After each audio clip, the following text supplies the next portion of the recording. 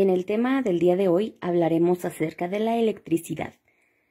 Específicamente, qué es un circuito eléctrico, qué es la energía eléctrica, de dónde proviene. Un dato interesante que viene en su libro y que me resultó importante recalcarlo es que la luz viaja más rápido que el sonido. Es decir, a veces cuando vemos llover, antes de escuchar el ruido del trueno, se ven relámpagos en el cielo, se ven luces. Esto es porque la luz viaja más rápido que el sonido. Pero bueno, centrémonos en el tema que estamos. En este caso, es la energía eléctrica. Un circuito eléctrico, que es de lo que vamos a hablar, se trata de generar la energía y pasarla hasta que llegue a un dispositivo. Entonces, para generar esa energía eléctrica, para tener ese circuito, necesitamos un generador. Ese generador puede ser una pila, por ejemplo, en el caso de algunos relojes o de algunos carritos o de los controles remotos, etc. Ese es el generador. Necesitamos, una pila, dijimos, una central eléctrica en este caso, que es donde se produce la electricidad como tal que llega a tu casa. Algún motor, cuando, por ejemplo, en algunas comunidades no hay luz eléctrica como tal, la gente tiene su generador de electricidad, que es como un motor, y ahí se genera la electricidad. Luego necesitas un conductor, algo que te lleve esa energía eléctrica a donde tú quieres llevarla. Por lo regular, o más bien dicho, siempre los conductores son cables, y son cables de un material especial. Más adelantito vamos a ver por qué. Y por último, el dispositivo a donde tiene que llegar esa energía eléctrica.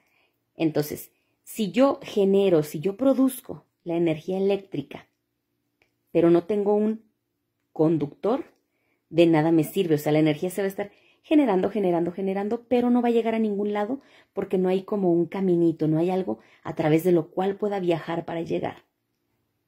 O también, si yo la genero y tengo un conductor por el que viaje, pero no hay algún lugar al que llegar, pues no se está usando esa energía eléctrica. Es por eso que tú en tu casa, cuando no estés usando televisiones, refrigeradores, focos, computadoras, etcétera, los desconectes. ¿Por qué?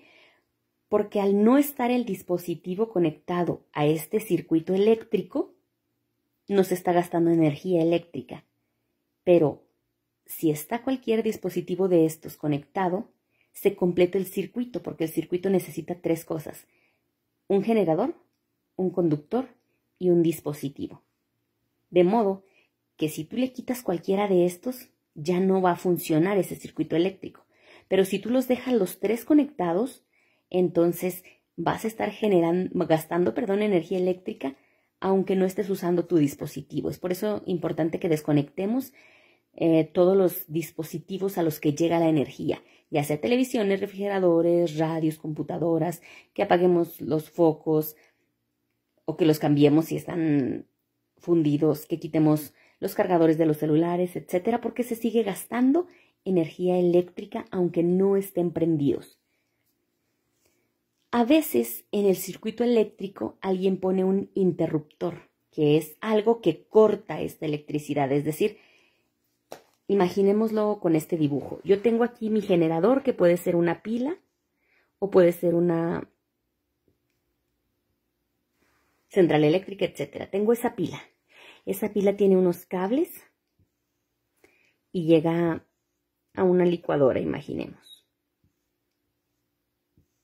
Entonces ahí tengo los 3 elementos. Tengo generador, disculpe la letra, tengo conductor y tengo el dispositivo. Pero a veces pueden poner un interruptor, algo que corte esa electricidad. Por ejemplo, hay algunos como contactos, multicontactos así muy largos que tienes para conectar muchísimos aparatos al mismo tiempo, y ese tiene un encendido y un apagado. De modo que al apagarlo tú, estás cortando ese circuito eléctrico. Y cuando lo prendes, vuelves a dejar que circule la electricidad. Entonces, a veces es importante colocar interruptor para evitar gastar energía eléctrica a lo tonto. Ahora sí vamos a ver, ya sabemos qué es un circuito eléctrico. Un circuito eléctrico es estas tres cosas alineadas para transportar la electricidad que se genera hasta el dispositivo. El conductor dijimos que tiene que ser de un material especial. ¿Por qué? Pues porque debe de ser un material que permita viajar la electricidad. En este caso, en el mundo existen dos tipos de materiales. Materiales conductores y materiales aislantes. Los conductores son los que me van a servir para este circuito eléctrico y son todos los metales. El oro, la plata, el cobre, el bronce, aluminio, zinc, latón, hierro, etc. Cualquier metal me sirve de conductor. Obviamente hay algunos que son mejores que otros. Por ejemplo, el oro es un excelente conductor, pero no se utiliza mucho, o más bien dicho casi nada, porque es muy costoso. Lo que más se utiliza es el cobre. La mayoría de los cables que están en tu casa o que tienen las televisiones o las computadoras, etcétera, están hechos de cobre. ¿Por qué? Pues porque es excelente conductor y no es tan caro como el oro o la plata. ¿Sí? Pero cualquiera te puede servir, nada más que no todos son iguales de conductores. Hay algunos que son más, hay algunos que son menos, como ya lo mencioné, hay algunos que son más caros y otros más económicos. Entonces, por eso se ha optado por utilizar el cobre, porque cumple la funcionalidad de buena manera y no tan caro. Y los aislantes son todos aquellos materiales que no son metal y que por lo tanto no permiten el paso de la electricidad. La madera, el vidrio, el hule, etc. Por ejemplo, los cables de televisión están recubiertos de un hule. ¿Para qué? Pues para que a ti no te den toques, para que no te dé una descarga eléctrica, porque si este fuera nada más metal y tú lo tocas, entonces tú te vas a convertir en un tipo dispositivo y vas a recibir la energía eléctrica que está generando el generador, válgame la redundancia. ¿Sí? Entonces, por eso, la mayoría, o si no es que todos, los cables están recubiertos por una cubierta de plástico. Igual, los señores encargados de conectar instalaciones eléctricas siempre traen guantes especiales que son o de plástico o de carnaza para evitar precisamente convertirse en dispositivo y recibir la descarga eléctrica a ellos en lugar de la televisión, el refri, el foco, etc. Sí, entonces hay dos tipos de materiales conductores, que son los que me van a servir para este circuito eléctrico, y aislantes, que son los que me pueden servir como interruptores o que son los que me pueden servir para evitar formar parte de este circuito eléctrico. Ahora, nos vamos a ir a los generadores, que es donde se produce la electricidad. En este caso, ahí ya pusimos que pueden ser pilas, pero nos vamos a enfocar en las plantas eléctricas, en las plantas que producen la electricidad. En este caso, la electricidad se puede producir con diferentes materiales. Se puede producir con carbón, con hidrocarburos, que sería con petróleo, con gas, con la fuerza del agua o con el viento. ¿Cómo funcionan estas plantas eléctricas? Vamos a ver aquí un poquito esta imagen que viene en su libro. Estas son plantas eléctricas. Aquí se genera la electricidad. Dentro de estos tubos grandotes hay todo un sistema especializado para generar, pero en pocas palabras, el carbón o los hidrocarburos, que son los más usados, calientan, imaginemos, se usan como para calentar. Imaginemos que hay un tambo grandotote lleno de agua y con carbón o con hidrocarburos se le prende fuego. ¿Sí? ¿Qué pasa? Bueno, y tiene como un tubo así largo. Y aquí tiene las turbinas, que son así como los ventiladores que ustedes utilizan para aire o así. Luego ya estas turbinas están conectadas a cables, ¿sí? Entonces aquí sería el generador y ese sería el conductor y ya llegaría a tu dispositivo. Entonces, ¿qué pasa? Calientas el agua, pero como está cerrada, empieza a producirse vapor.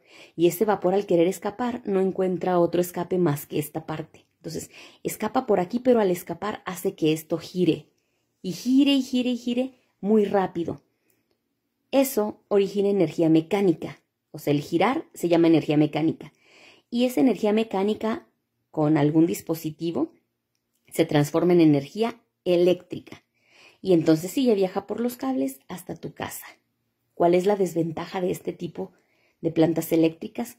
Que contaminan, porque al quemarse el carbón y los hidrocarburos lanzan contaminantes al aire. Hay otras plantas, pero son muy pocas, que utilizan la fuerza del agua. Es decir, imaginemos que hay una cascada, que cae el agua súper fuerte y aquí abajo están estas turbinas. El agua, al caer tan fuerte, hace que las turbinas giren. Esas turbinas están conectadas igual a un aparato que la transforma en energía eléctrica y luego ya los cables que lo llevan a tu casa. Esta no contamina, pero la desventaja es que tienes que tener un lugar donde el agua vaya muy rápido, ya sea una presa, ya sea una cascada, un río que vaya con corriente muy rápida. Entonces por eso no es tan usual, porque no en todos lados encuentras esas características. Y las plantas eléctricas de viento hacen exactamente lo mismo. Hay turbinas en lugares donde hace mucho viento. El viento hace que esas turbinas giren.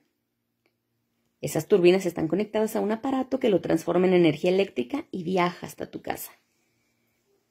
¿Sí? Lastimosamente, estas dos, el agua y el viento, no son tan usadas, pues porque es difícil encontrar lugares con estas características naturales. Es por ello que, como te menciono, las más usadas son las de carbón y las de hidrocarburos, pero contaminan el ambiente. De ahí la importancia de que cuidemos la electricidad, que desconectemos aparatos y cosas que no estemos utilizando, porque recuerda, mientras tengas un dispositivo conectado, tienes un circuito eléctrico y eso hace que estés gastando energía, aunque no estés viendo la televisión, aunque no tengas prendida la computadora, aunque no tengas prendido el radio, etcétera, ¿sí? Incluso si tienes el cargador conectado, se está escapando, por así decir, la electricidad, porque llega al dispositivo que es el cargador y viaja a través de él, pero pues no hay ningún dispositivo como el celular al que llegue. Espero que este tema te haya quedado claro. Nos escuchamos en la siguiente clase.